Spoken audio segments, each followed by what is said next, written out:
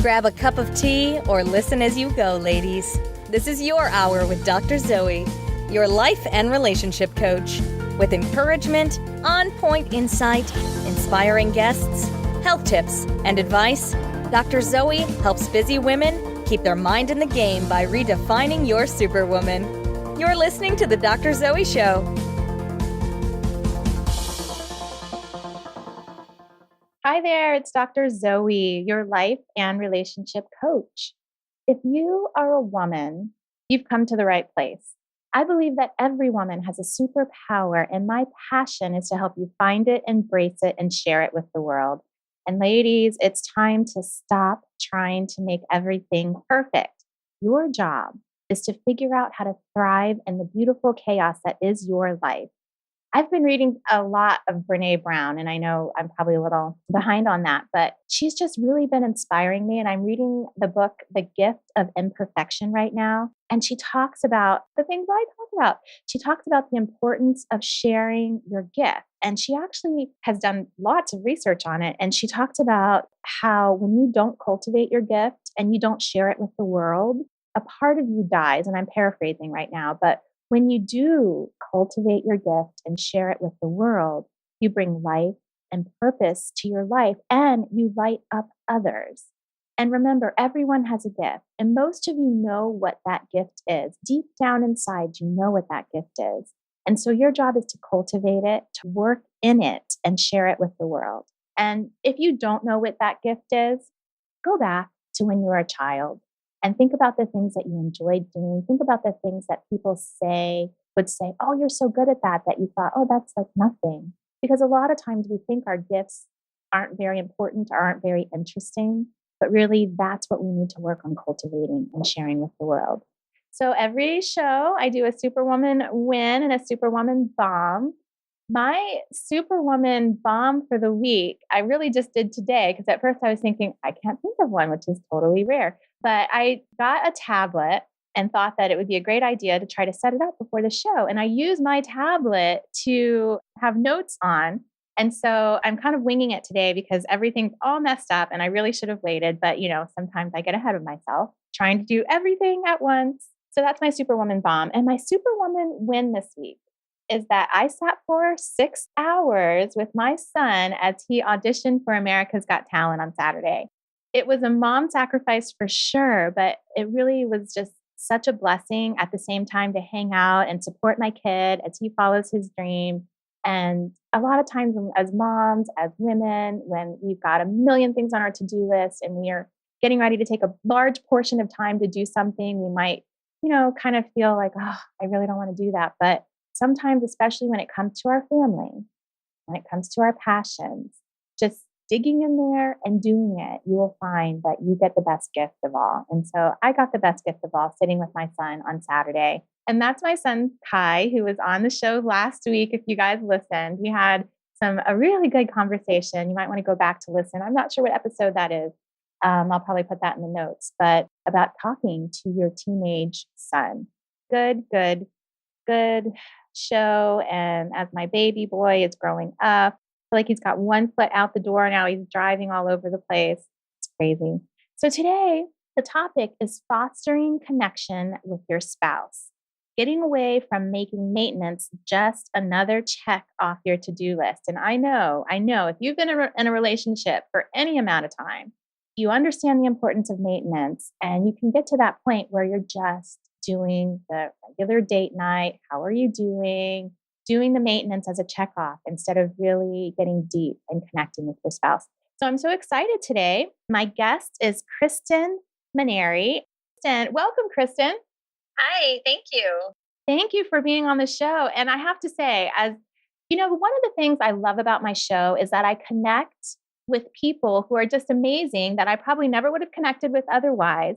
And I get to connect with them, foster relationships with them, learn from them. And it's just such a blessing. So I'm glad that you're on the show because I've gotten a chance to dive into your work and what you do and how you help so many women, so many people. Kristen does everything. She has 3 jobs listed. No, I'm sorry. I think it was 13 jobs listed on LinkedIn. She was voted one of the 40 under 40. She has a podcast called Synced Life. And I love Sync Life because it really is about connection. And I've had a chance to listen to her podcast, and it's all about human connection. And she also brings a lot of research in, something that, of course, me as a history and academics, I just love. And she's also an author, a blogger. She has a couple of websites. One of them is the Date Night Guide. The other one is it's dogooddatenight.com, right? Yes, that's correct. And she's passionate about human connection and especially husbands and wives connecting. And that's why I wanted to have her on our show today, because today we're going to talk about diving deep into your connection with your spouse. Welcome, welcome. Oh, I'm so excited. This is probably my favorite topic in the world right now, that and like connecting with my kids. Absolutely. Yes. And maybe we'll get a chance to talk about that too. But I think actually some of the things that we talk about can easily be transferred onto connecting with your kids as well. Totally. So let's start with, tell us a little bit about how you got into connecting, the idea of researching about connection and understanding connection.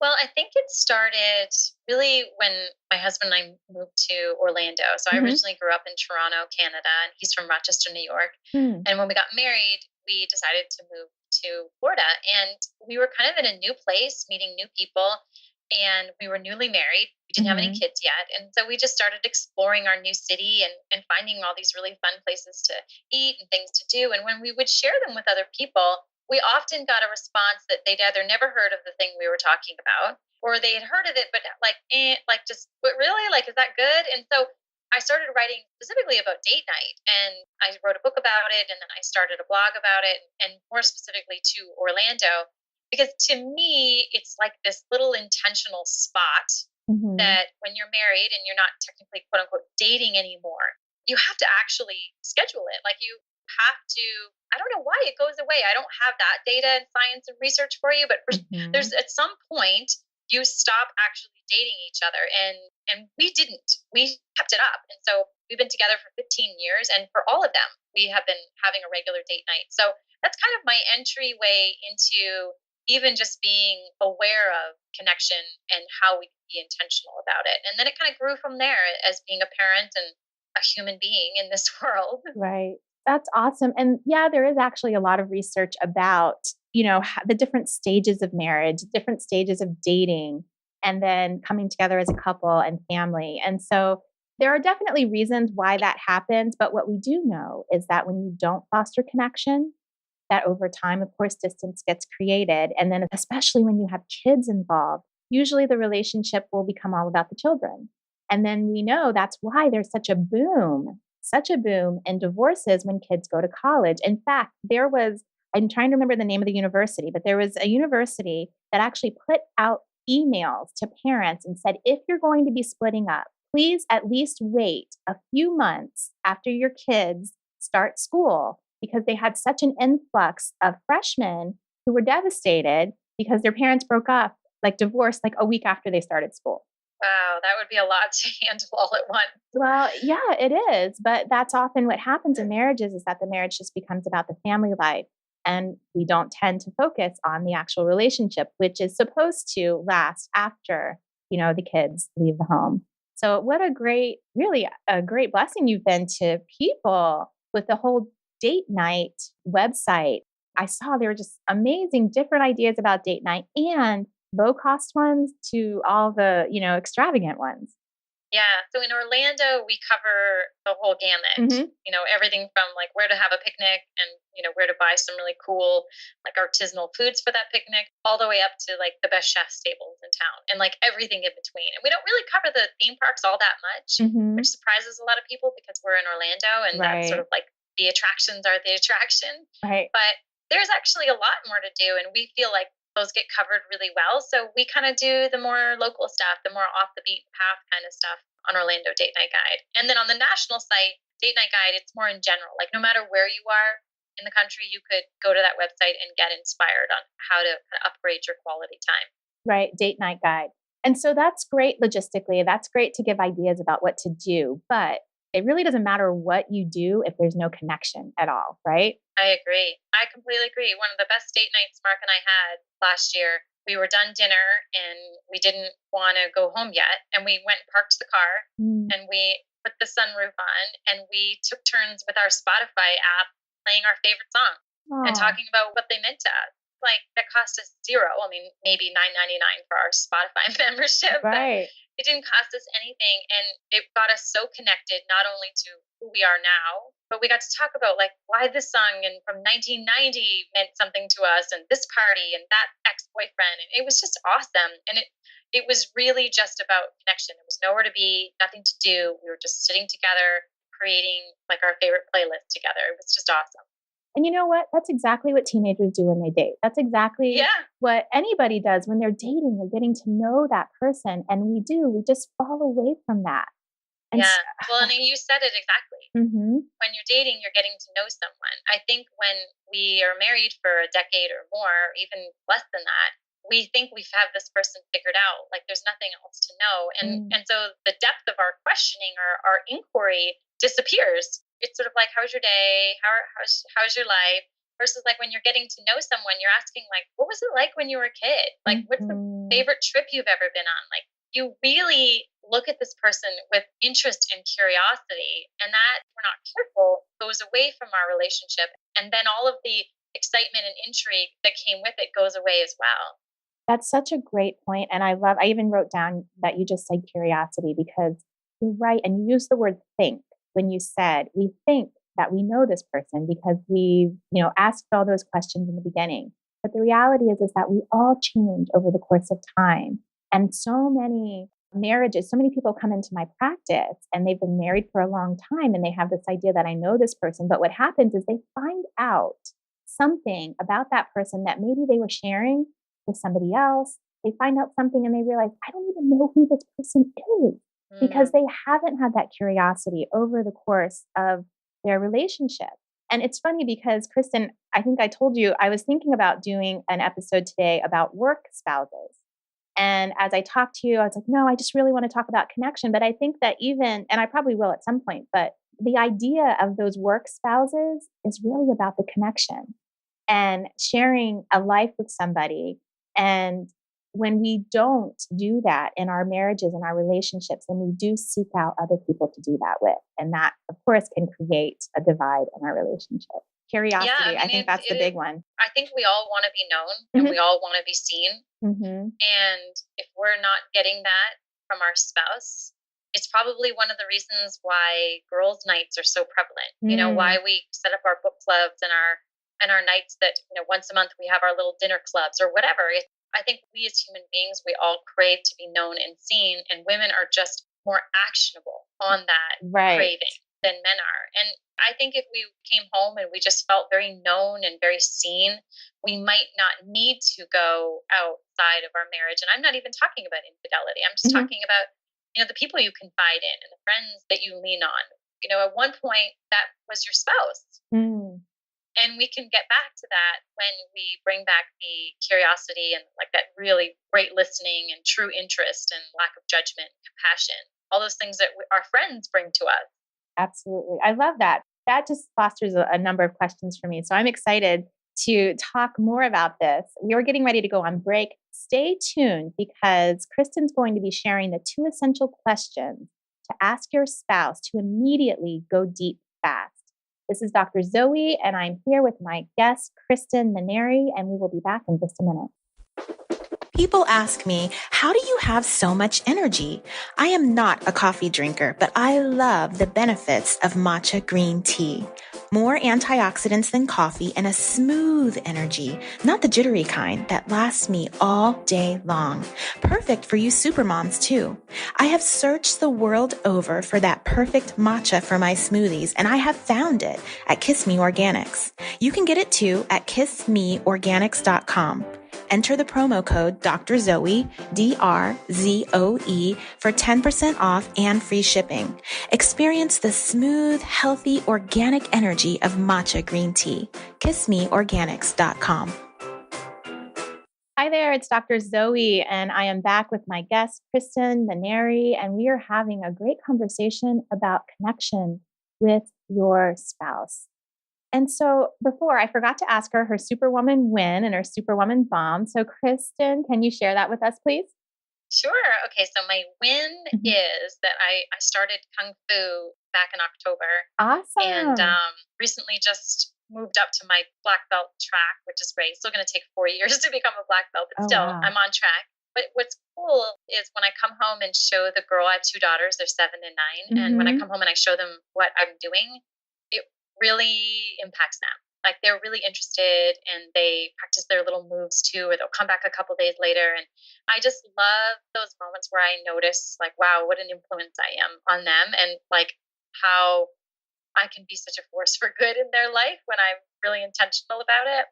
And then Yes. my bomb is that my 7-year old, she was upset about something the other day, and I didn't notice until about an hour later how quickly I rush in to fix it, to solve it, to Mm. coach her. And I went back to her and I said to her, I'm actually really okay when you're disappointed and upset and things don't go your way, because I would just rather you learn to be with those emotions now than, when you're 25 years old and you're suddenly like, what? I didn't get the job.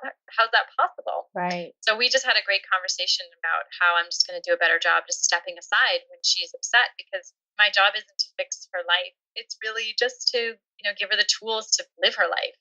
I love So that, that. I guess that was a win too. No, that's yeah, It was that a was a win bomb. win. That wasn't a bomb. That was a win. I can see how it was a bomb because you didn't, but the fact is that you saw it and you were there and you fixed it. She's how old?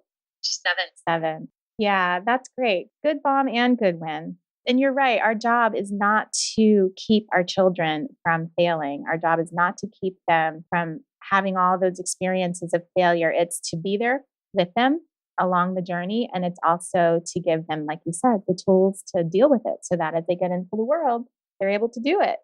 So Yeah, good job. absolutely. Good job.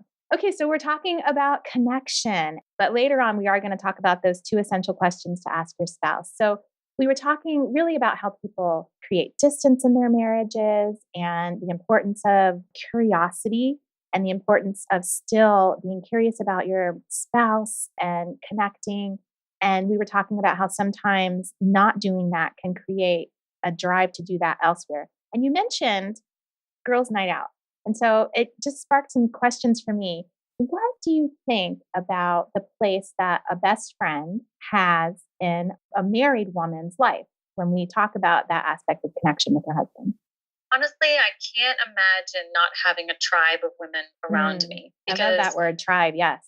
I need to know that the experience of my life, that I can just get forward in that, like as a woman, Hmm. like, I'm turning 42 this year. Like now conversations are moving towards like, are you getting hot flashes? Mm. Like, what's happening with your skin and things like that? Like just that bare minimum, like surface level. But then there's like another level to that. There's like, what's it like for you that your kid stopped calling you mommy? Or what's it Mm. like for you that like your mother is sick? We're all like kind of in this together. And so I can't imagine not having my little village of women around me, because they tell me it's okay. They know me enough to say, no, that's not okay. They're Mhm. kind of like my honesty circle as well. So I think that it's absolutely crucial that women have 2 or 3 women around them that are really helping them move through life. It's Do it's life crucial. together. Yes. And I absolutely agree with you. I did our very first episode was with my best friend, Rosie. And we talked about the importance of women in friendships. And I've also seen it in my practice because almost 100% of the women that come into my practice, they don't have that social support of women. And they're missing that. And I wouldn't say that's the only reason why they come in. Obviously, they've got other issues going on in their life. But sometimes if you have that space where you can bounce ideas off. You have women who help you grow and see things that you're not able or willing to see yourself. And you may not need to step into therapy in that way. And so I've definitely seen that. And I always encourage women in my practice to try to find that tribe because it is so supportive. And I just turned 43 yesterday. So you're Oh, like, yeah, congratulations. thank you. You're a Happy heart. So birthday. I can certainly relate to you as you talk about all those kinds of issues and certainly issues that I talk about with my girlfriends, with my Yeah. tribe. So you talked about having issue with the word best friend when it comes to your husband. Should your husband be your best friend? Yeah, really briefly, we chatted about it on the break, and I have an issue with labeling your husband that. Like Hmm. I think that there's a lot of elements of your spouse that embody, like, that have the same spirit of a best friend. You can Hmm. rely on them, they're loyal, They're the person you want to call when you have really good news. They're the person when you want to call when you have really bad news. Yeah. Like there's a lot of similar elements, but your spouse holds a very special place, distinct from your relationship with your kids, distinct from your relationship, really, really close relationship with your mom, let's say, or with another female in your life. There's just something sacred. And I don't mean that in religious terms. I mean, there's just something very distinct and special about that spousal relationship. And so I hesitate to say, well, my spouse is my best friend. It's because he's even beyond that. Right. His space in my life is different and beyond and more. And we go to bed together. Like I don't sleep next to my best friend every night. That would be weird. But I sleep next to my spouse. So yeah, I hope I articulated that well. There's just more nuance to the spousal relationship, I think. To be able to say my spouse is my best friend would limit it, I think. No, I absolutely agree. It's a totally different relationship.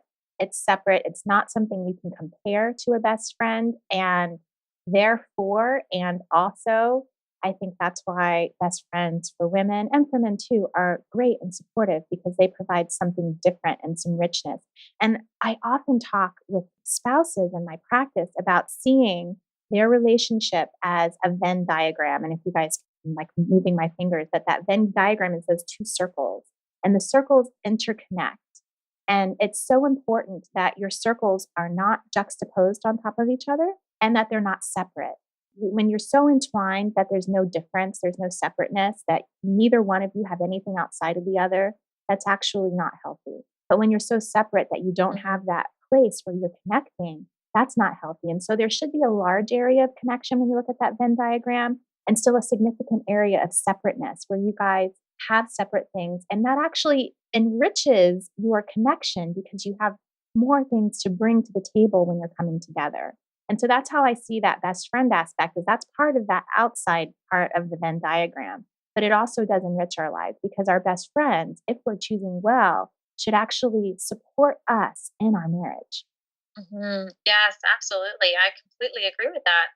I had a friend that I was very close with maybe about 10 years ago, and she was going through a really difficult time in her marriage and was really making some really poor choices. And it would put a real strain on our relationship because our friendship stopped supporting my marriage goals. Right. And so I had to make a decision to kind of step away from that for a little while. And I mean, it's hard to make those choices, but it's hard to be around people that their way of thinking is toxic to your way of living.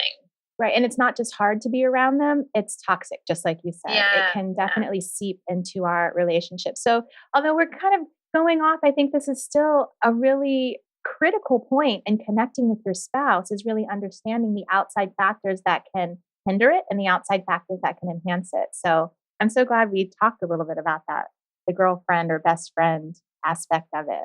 So let's talk a little bit about ways that we can foster that connection because as you talked about, and I loved how you talked about you and your husband sitting in the car and sharing with each other your songs and why they were important to you or why they touched you. And I just thought about that woman who might feel like my husband and I aren't even there. Like our connection is so low that we wouldn't even be able to find anything to talk about if we sat in the car for 10 minutes or 30 minutes or an hour. And so let's start with baby steps about getting to that place where you're so curious and connected with each other that you could do that or want to do that. That's such a great question. And actually, I was just talking about this with a friend the other day, and she was saying, yep, my husband and I, we have to get back to a regular date night, but I don't even know where to start. And so one of the challenges with having low connection and then suddenly having a date night is that you find yourself sitting across the table from someone, maybe at a nice restaurant, and it's so glaringly obvious that your connection is low and that you're not finding that place back together anymore. And so that's exactly where she was. I said, that's not a you problem. Like there's nothing wrong with the marriage. You guys are just out of practice connecting. So what I say to her is have your date nights for the next little while not be sitting across from each other eating or drinking. Go for walks. Go indoor rock climbing. Go to like a batting cage, go roller skating. Like, I don't really care what it is, but have it be that you're side by side, but not necessarily face to face, because it's jarring to be with someone that you love and you're just feeling like, I don't have anything to say, or this isn't very much fun, or I can't think of fun questions to ask you, or, So that's my advice. I think going for a walk, even if you've been together forever and your connection is great. Mark and I have just started that habit. We'll go out for dinner and we'll bring our running shoes. And after dinner, I'll go put my heels in the car and I'll throw on my running shoes and we'll go on like an hour or 2 hour walk. And it has been amazing for us. Wow, that's beautiful. And I love that you said it doesn't mean that there's something wrong with your marriage, because I think, and I've certainly been in that position where my husband and I have been disconnected for a long time and we go try to sit and have dinner and it's like crickets. Yeah. I can't think of anything to talk about. And it does make you feel frustrated or worried, that, okay, this is the state of our marriage, right? And I think that it's so good that you gave encouragement to a woman that, okay, it doesn't mean that it can't get better. Yeah. It just means that you've got some work to do, but it doesn't mean that all is lost. So connections, and the reality too is that in relationships, there's waxing and waning, right? And so we have times when we're more connected and times when we're a little less connected as well. Yeah. There's seasons. That's just, and always remembering that, like, oh wow, I'm not really crazy about my husband right now, and then knowing like, oh yeah, that'll pass. That happened before, and then I went back to that stage where I'm so crazy about him again, and like not to worry and not to think, oh my gosh, this is a crisis. I'm not crazy about him right now. It's like, it's just a season, just in a winter right now. Right. And so I think it's important to talk about that, and that's sometimes hard. Is that elephant in the room we talk about all the time? Is when you get to that place where that connection is lost, is to actually address it in your marriage and say, there's no connection. I'm not feeling this. And then the two of you guys can kind of figure out together how to get to that place. So we're going to talk a little bit more about connection. I'm here with my guest, Kristen Manieri, and this is Dr. Zoe, and we will be back in just a few minutes. People ask me, how do you have so much energy? I am not a coffee drinker, but I love the benefits of matcha green tea. More antioxidants than coffee and a smooth energy, not the jittery kind that lasts me all day long. Perfect for you supermoms too. I have searched the world over for that perfect matcha for my smoothies, and I have found it at Kiss Me Organics. You can get it too at kissmeorganics.com. Enter the promo code Dr. Zoe, DRZOE, for 10% off and free shipping. Experience the smooth, healthy, organic energy of matcha green tea. KissMeOrganics.com. Hi, it's Dr. Zoe. We're back with my guest, Kristen Manieri, and we're talking about connection in your relationships. And I was listening to Kristen's podcast, which is called The Synced Life, and she was talking about how important connection in general is to humans. And it really struck me when she said, think about the harshest, short of the death sentence, of course. What is the harshest punishment that we inflict on our criminals? And it's solitary confinement. And I thought, wow, that is so true, because we humans are so designed to thrive and to be healthy in social connection. And I've talked before about how babies, we know infants, failure to thrive can happen when they're not touched and there's no connection. We will literally die as humans without that connection. And so, of course, in our most important relationships, we all seek that, and we all desire that, both of us. And so even when you're not connected, when you're in a relationship with someone and you're not feeling that connection, remember that just as much as you're desiring the connection, he is too. And it's just a matter of you guys being vulnerable enough and willing to take the time and put in the investment to foster that connection.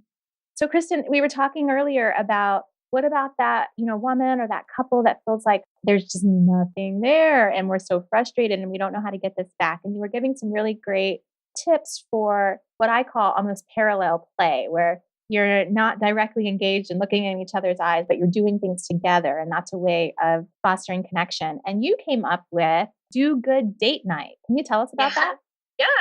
So in its most basic terms, it's combining volunteering with date night. And so we have events in Orlando called Do Good Date Night, and we do them a couple times a year, and we'll partner up with different nonprofits, food banks, or Habitat for Humanity. There's a bunch of different ones that we work with, and we volunteer for an hour, and then we do an hour of date night. And that could be listening to live music or playing trivia or having a wine tasting. We do all kinds of fun things. And for a couple who is just looking for a way to get volunteering in their life and also have a date night, it's perfect. But for the couple that is maybe out of practice with their connection. This is a great date night. And you don't have to have a do good date night in your town in order to take advantage of this concept. Anytime you go and volunteer with your spouse, you're doing what you just called that parallel play. You're busy doing something together, but not necessarily having to stare across the table. Plus, you get that added bonus of meeting like-minded couples and feeling like, wow, that was satisfying. We actually did something really good for our community. So I think volunteering as a couple, whether it's a do good date night or not, is a really wonderful way to connect with your spouse.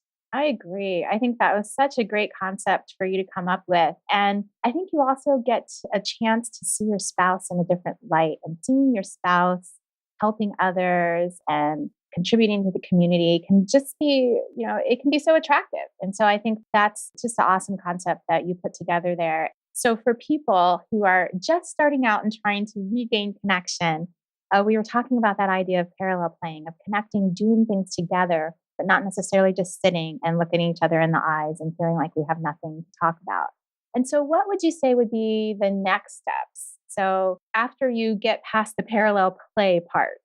Well, what I would say is if you're still a couple that is a little, not quite there yet with your connection, I would actually say don't get in the habit of going on double date, because you can kind of lean on the other couple. Like the couple can sort of become the buffer to disguise the fact that you're not connecting. So I know a lot of couples that absolutely love double dating.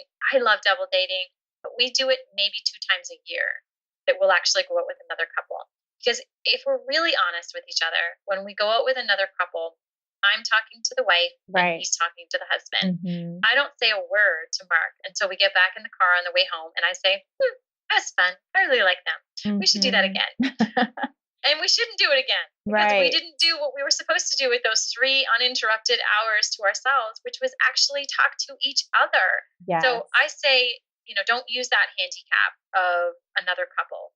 Really push through the discomfort. Go for your walks. Go and volunteer together. Maybe go to a movie. I'm not a big fan of that because, again, you don't get the connection. But if you're getting in the habit of a date night and it's uncomfortable to be together, go to a movie. Like, that's not the end of the world, especially there's a lot that are popping up around here where it's like a restaurant and a movie. So you sit together and you can eat, and so you kind of get there a little early and you're not like rushing in right before the trailer's finish. So that would be another way to do it as well. Yeah, I think going to the movie is good as long as you do something else. If all you do is go to the movie, then you've spent, 2 hours with your spouse side by side and not connected at all. So, but yeah, I definitely agree with the double dating because it can be a crutch. And often we will, what I call triangling, bring in somebody else, to avoid that aspect. And so, yeah, you just have to, like you said, you have to white knuckle it, get in there, be a little uncomfortable. And when we first start dating, it is uncomfortable, isn't it? It's all like first dates are totally nerve-wracking. Yeah, absolutely. But in a good way. Exactly. It feels like exciting, but there's something that happens when you've been married a long time, when all of a sudden you stumble for things to talk about that you think, oh God, all is lost. We might as well call the divorce attorney. Like, no, it just, you know what? I'm a big fan of going onto Amazon and buying a book of questions. There's no end to them. If you Google or if you go into Amazon and search for like books about questions or conversation starters, you'll find dozens and dozens, maybe even hundreds. Bring it out with you on date night.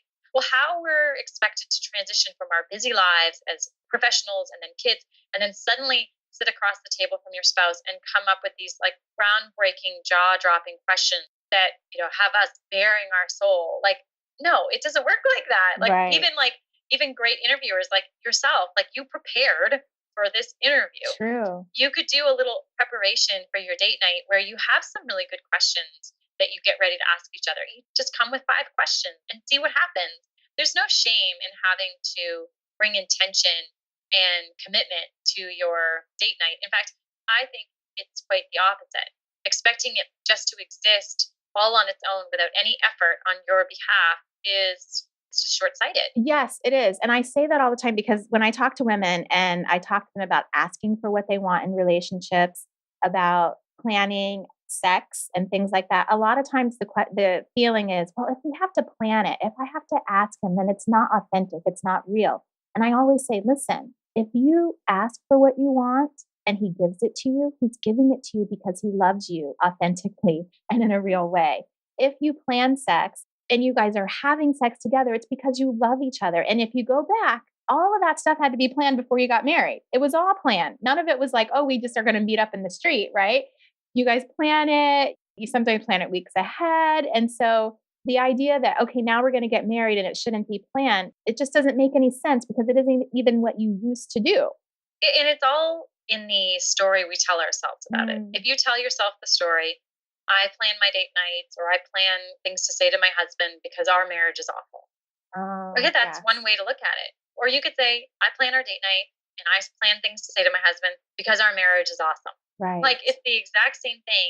I'm just changing the narrative about it with the perspective of, oh, isn't it great that I put this effort in? Doesn't mean that there's something wrong with our relationship. In fact, it could mean that there's everything right about it because we put that effort in. Exactly. And that narrative is so important because we believe what we tell ourselves and our brain doesn't know any different. So that takes us to, okay, now we've done a little bit of the parallel play. We've done a little bit of the trying to connect from a basic level. Can you tell our listeners 2 essential questions that you talked about in your article that you can ask your spouse to immediately get deep and increase that connection? Yeah, for sure. So we have a practice that we do probably once a week. Sometimes it's a little more, sometimes it's a little less, but we just sit down across from each other and we ask each other, what would you like to be acknowledged for? And what would you have me know about your life? And the reason why we love these is that they are very different from what's going on, how are you? Which really don't excavate a lot. I mean, I'm not pulling out the big shovel when I ask those questions. Right. Whereas, what do you want to be acknowledged for? First of all, if you just ask that question, the fireworks are going to go off because giving someone the opportunity to look at their life and see where they've done good and then say it out loud just gives them a chance to acknowledge themselves. Even if you don't say another word, even if you don't respond, that's great, babe. Good for you. I acknowledge you for that. That they were given a space to even think about where am I doing good in my life is the greatest gift I think you give someone. Absolutely. It's a chance for them to acknowledge and to feel acknowledged because we all want acknowledgement. And especially when we work really hard. And I know every woman out there has been in that place where you do something, you put yourself out there, you work really hard, and you really expect your spouse to notice it and he doesn't. And that can feel so dejecting.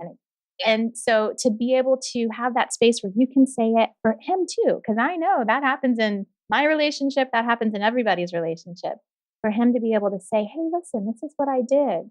And as you just said that, I was just thinking, especially when it comes to our love languages, because it's very often that we express our love to our spouses in the way that we want to be loved. And it doesn't always mean the same thing. So for instance, for me, it means so much if my husband puts gas in my car.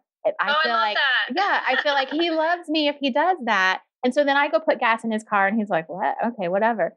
And so I feel like I've expressed love to him, right? And he doesn't feel that. And so if I'm able to say, hey, this week I thought about you and I thought about how much I loved you and I put gas in your car, it might make him go, oh, that's why she did that. And so I love that question. And it allows you to go really deep. It allows you to think back and acknowledge and pay attention to what each other are doing, whether it's just in your life or whether, it's for each other as well. So we are going to go on a quick break, and then I want to find out that next essential question that you can ask your spouse to immediately increase connection. This is Dr. Zoe, and we will be back in just a minute. People ask me, how do you have so much energy? I am not a coffee drinker, but I love the benefits of matcha green tea. More antioxidants than coffee and a smooth energy, not the jittery kind that lasts me all day long. Perfect for you supermoms too. I have searched the world over for that perfect matcha for my smoothies, and I have found it at Kiss Me Organics. You can get it too at kissmeorganics.com. Enter the promo code Dr. Zoe, DRZOE, for 10% off and free shipping. Experience the smooth, healthy, organic energy of matcha green tea. KissMeOrganics.com.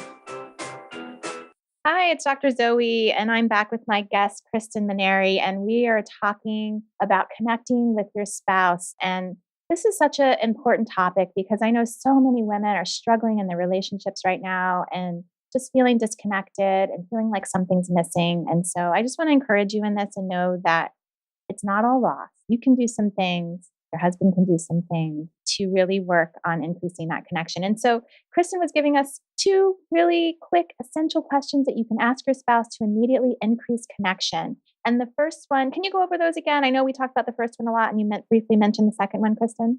Yeah. So the first one is, what would you like to be acknowledged for? Mm-hmm. And the second was, what would you have me know about your life? Mm. Yeah. And I mean, the key to asking those is to create a space where the person can shut their eyes and think for like 30 to 60 minutes about how they want to answer. I mean, the point isn't to be like, yeah, it's good. Yeah, nothing good. Right. I'm all okay over here.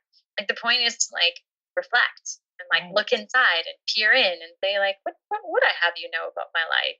You know, it's all about how the question is phrased. It's different than how are you? It is. It's so different. And that I think bridges that gap from, I know you because I've asked you all those questions when we were dating because we've been married for 20 years. And so I feel like I know you. And the reality is, if you guys haven't been having those conversations regularly, you might have no idea who your spouse is. And this is an excellent way to get in there and start having those conversations because we go about our day and we don't think of really sharing everything all the time. We're busy, we're doing things with other people, we have other relationships.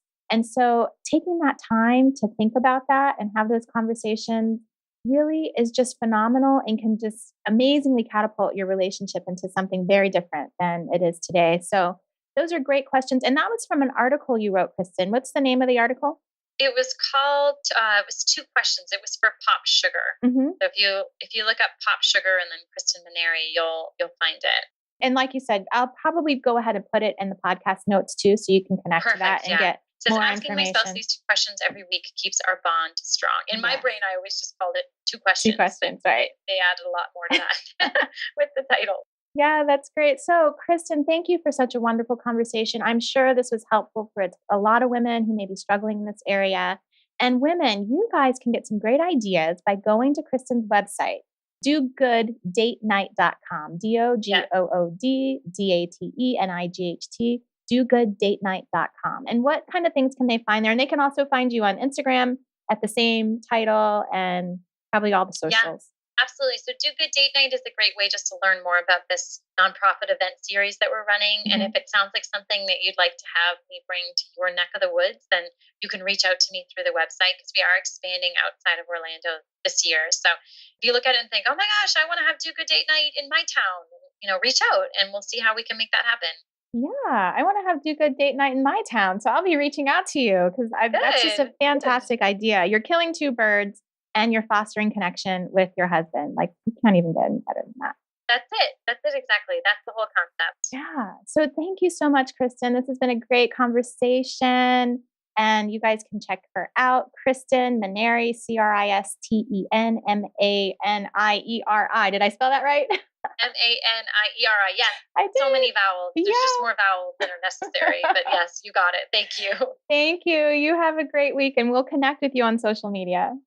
Got it. Thank you so much. Okay, bye. Bye.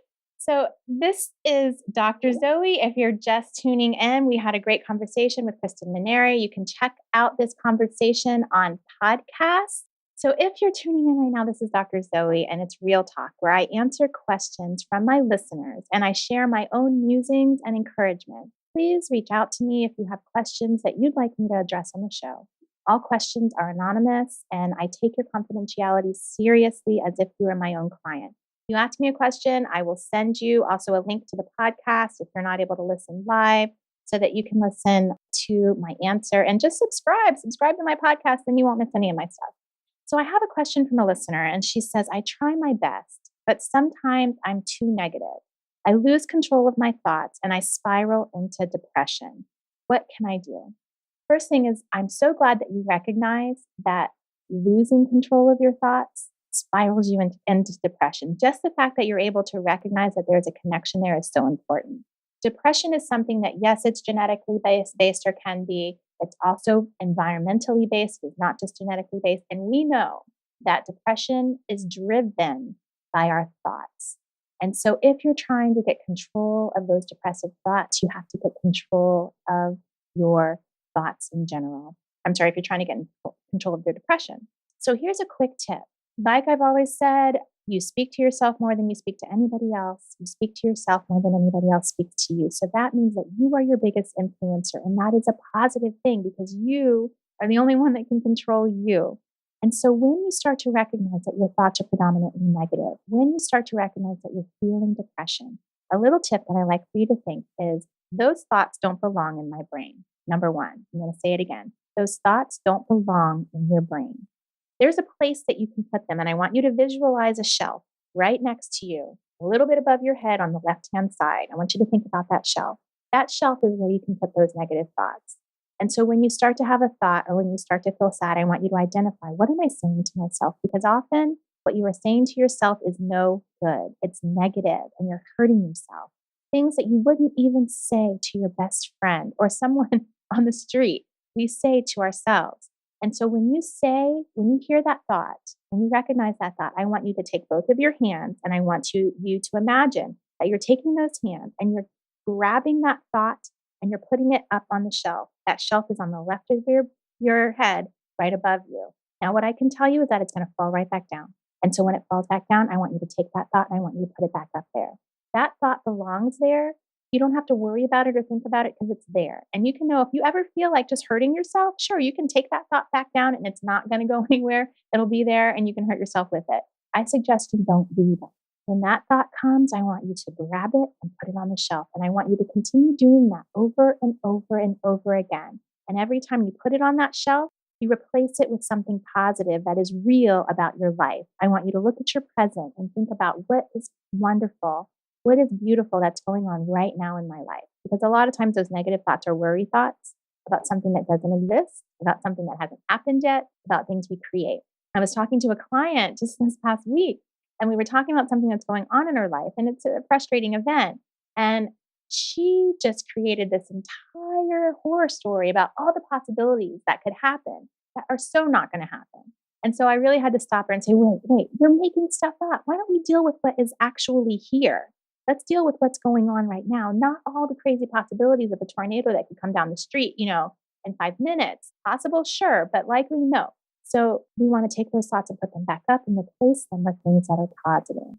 That's my little tip for what you can do when you recognize that you're negative, when you recognize that you're losing control of your thoughts. It's a hard one to do in the beginning, but you'll find that if you continue to do it over and over, it becomes a habit, and those thoughts are going to stay up there on that shelf where they belong. If you're still having issue with this, reach out to me. I would love to help you with that. So I think I have time for one more. This question is from a listener, and I'm going to try not to give too much information. So I'm 35 years old, and every relationship I've been in doesn't work. I feel bad, and it makes me feel like I don't deserve to be happy, and I'm losing hope. My first relationship, he had a secret girlfriend.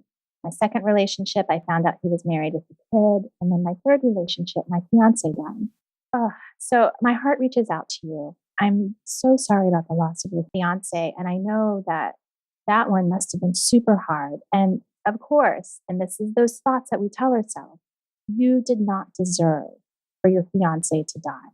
Life happens and it sucks sometimes, but it doesn't mean you deserved it. So first thing is you can't continue to tell yourself that story. When you tell yourself a negative, even if it's a true story about yourself, you attract more of it in your life. The reality is that no relationship lasts forever. All relationships end at some time, even if it's in death. But what you have to do is be able to cherish the healthy ones that you have right now in this moment. I understand that what you're saying, and I understand that why you feel the way that you do, but you do deserve to be happy. And you need to tell yourself that you deserve to be happy. So you've got to change that story. And you've got to keep telling yourself what you want and what you deserve until you believe it. Because you're putting that energy out there. And when you put that energy out there that I don't deserve anybody good, that everybody treats me badly, you're going to find somebody who's going to do the exact same thing. So I also want you to take a very good look at your relationships and the choices that you've made. Aside from maybe your last one, maybe you had learned from the other ones. And from what you told me about the first two, you chose men who weren't good for you to begin with. And you didn't get out as soon as you figured out. And so it's so important for women to have a list of non-negotiables. When you have that list of non-negotiables, it makes it so much easier to weed out the guys who are unhealthy for you. That list should go with you when you're on your first date. You need to read it after the date. You need to keep it close to you so that when you see any of those red flags on your non-negotiables, and it's going to be different for everybody, but you have to respect that list and you need to be able to end the relationship the second that non-negotiable happens. Because what happens is we make excuses, we think things are going to change, and then we get emotionally involved. And so when it comes to the guy who is, a wife or the guy who is cheating on you, you likely saw some of those signs and you excused it. And so if you can honor your non-negotiables in the beginning and you end it before emotions get too deep, you will put yourself in a much better situation to get to the next one. So when it comes to dating, you want to fail quickly and fail forward. So that one doesn't work, on to the next one. Don't continue to get involved and stay involved with men who are not good for you. So thank you for tuning into the Dr. Zoe Show. Tune in next week and every week on Tuesdays from 12 to 1 Pacific and 3 to 4 Eastern at laradionow.com. For those of you who can't always listen live, check out the reruns of my show on iTunes, Google Play, Libsyn, and YouTube. Subscribe, where I am your life and relationship coach. I help sometimes struggling superwomen, and we all are sometimes. I hope you guys keep your mind in the game by redefining your superwoman. If you know a friend who may benefit from any of our topics, please spread the love and share my show. If you like my show, please show me some love with some stars. 5 stars would be great. Connect with me at drzoeshaw.com or any of my social medias at the handle Dr. Zoe Shaw, and join my free newsletter and get a copy of 30-Minute Life Transformation, the secret to getting stuff done, by texting the word JOIN to 38470. I look forward to speaking with you wonderful ladies on social media after the show. Have a super week. You've been listening to The Dr. Zoe Show, redefining your superwoman, with your host, Dr. Zoe Shaw. Don't forget to sign up for her monthly newsletters to get encouragement, tips, and skills for keeping your mind in the superwoman game. Connect with her now at www.drzoeshaw.com. Tell your friends and subscribe to her podcast on iTunes. Join us next time for another edition of The Dr. Zoe Show.